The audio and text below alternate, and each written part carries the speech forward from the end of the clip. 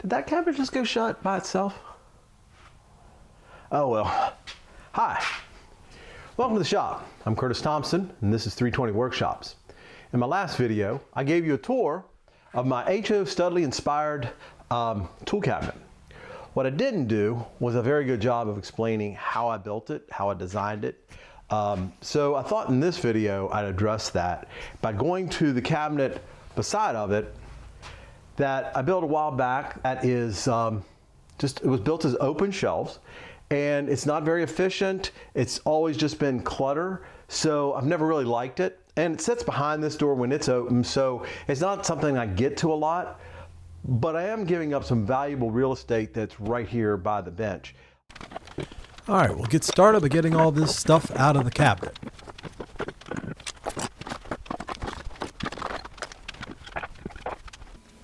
Everybody makes fun of woodworkers keeping all their scraps and cutoffs. Well, here's a pile of scraps and cutoffs that I'm going to use to make the tool holders for my cabinet.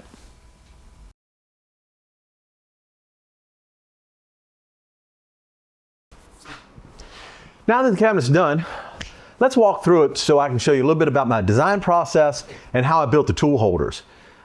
When I started design, I usually try to list out my requirements and my limitations. So with this particular cabinet, one of my requirements was I wanted it to tie in with my existing cabinet that I showed you in that last video. So what I made is a simple frame and panel door with the panels dyed black, similar to what I have over here. Now, what you might be looking at is that the door looks off center, and it is for a reason. One of my limitations was this cabinet. This cabinet sticks proud of this cabinet by a couple inches. So I wanted this door to wrap around that so I didn't run into it if it's just hanging open this way. So I have two hinges on here. That gives me the ability for the first one to come to here and the second one to wrap around.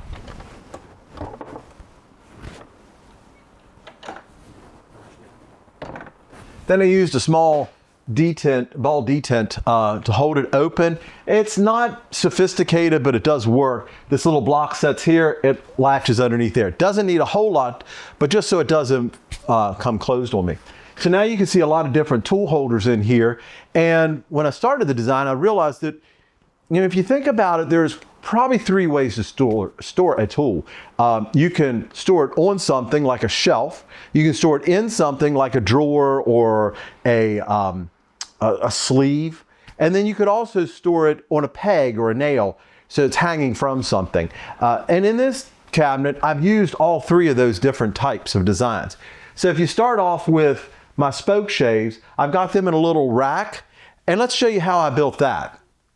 Here are the three spoke shaves I want to mount. I want to orient them this way so that you can see the curvature of that and this one. And I want to be able to show off, this has the name Thompson on it, which is my last name.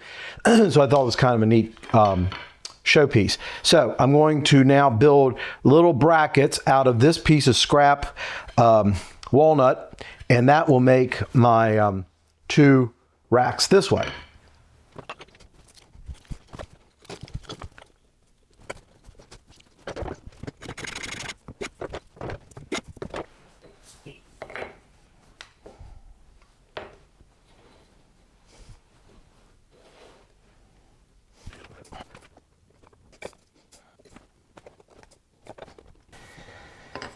Okay, so that should lay in there. Again, I'm going to have to cut it this way and shape it that. There'll be some final shaping once I get them all cut out.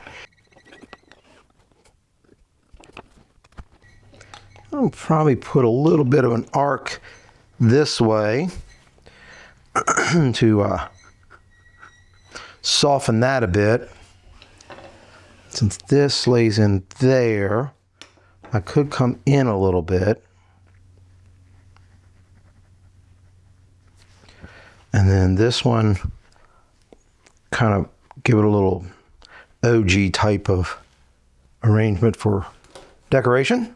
And let's cut that out and see how that works. So that's my final shape. I'm going to now sand and smooth out these rough edges. I will then take it apart, cut in my angles that need to go opposite the way I'm cutting it together. And then I think we'll have something here.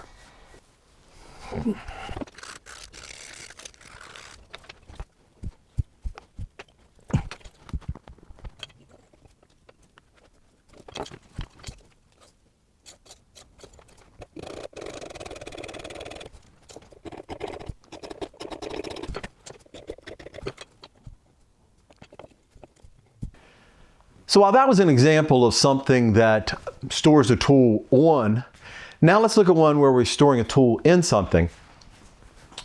These four gouge chisels, I wanted to protect the blade and protect me from hitting the sharp edge. So I put them in something where we're storing the tools in a sleeve type thing. Let's take a look at that one. So I have these four old Buck Brothers gouges that I want to put in a block just across.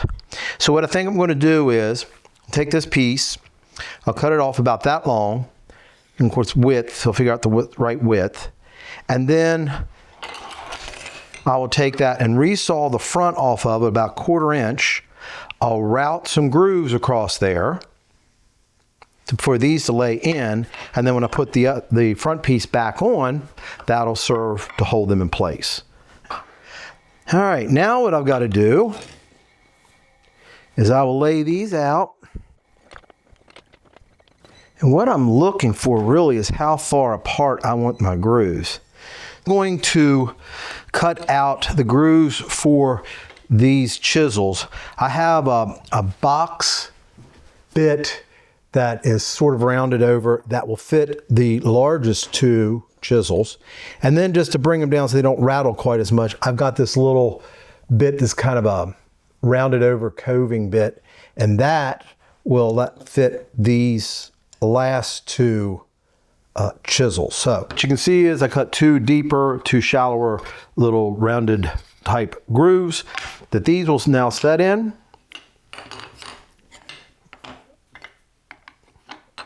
And this will cover it up. Now the trick to mounting these holders to the board is to mount them from the back. Trick here is to first mark the location with some masking tape and then punch where you want the holes. Now those little pilot holes are going to now tell me on the back side where I want to put the screws. I put some double face tape on it to hold it in place. And from the back side, screw it in or drill it, and then you can screw into the front piece and mount it.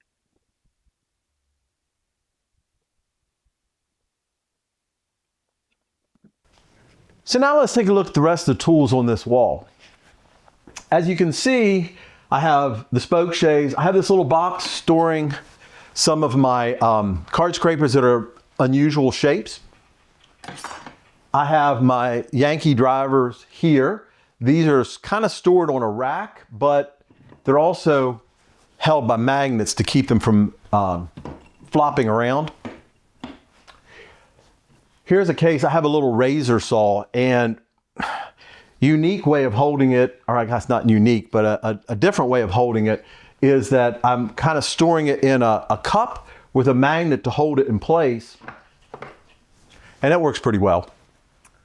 I also have a sleeve for a small 1/16 inch chisel that's, and again, a sleeve similar to the way I stored this. And then to the side, I have this kind of crank-necked chisel that's also in a sleeve, but this is an unusual shape. So it was kind of, I had to figure out a different way I wanted to store it. This one, it's an antique, and at some point in time, someone did drill a hole through the handle to hang it, I guess, on a peg, but I didn't like that. So this hangs to the side. It's a little bit different way of doing it, but because it stuck out, it represented a problem with the way this cabinet's built. I have tools here on this cabinet door and tools on this door, so they ran into each other. I had to share space.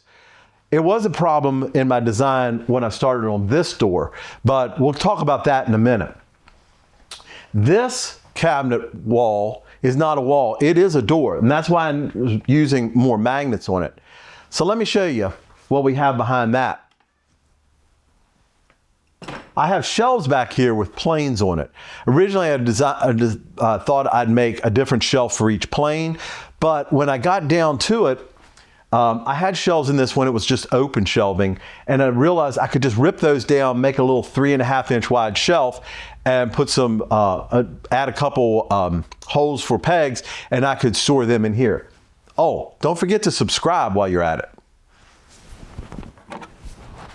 Now, I got most of my planes in here, but I still had one more. Again, a limitation was the size of the cabinet, and some of the planes that I wanted to put in here, I couldn't put 2 on a shelf. So what I did, I had this mortise plane that I wanted to put in here. So what I did was I built a little shelf for that. But because I really didn't feel comfortable with that, I did add a magnet to it. Now this back wall doesn't move, but I thought that would help keep this in place. And that's going to go right here to hold that plane. I'm using this 4th shelf as a spacer because it's just the right height for that to set at. And I'm simply going to screw that in place.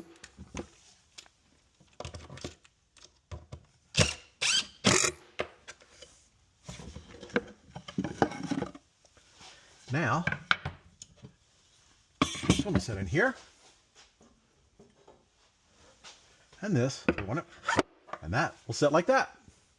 Now that I have that in place, you can see how it fits in there and uses the available space. Let's go back to the door for a minute. I did have a small wooden carved corner decoration that's been floating around a box for years. And this is an old drawer pull that I also had around, I don't know where it even came from. But I put those on there for the door. Thought that added a nice little touch. Also wanted to add a little bit of a decoration. So I really enjoy carving. So I carved a small skull to put there as a decorative piece. Let's talk about the door a little bit more in that this door had to bypass this. So you can see from my SketchUp drawing that I wanted to figure out my space that I had to use.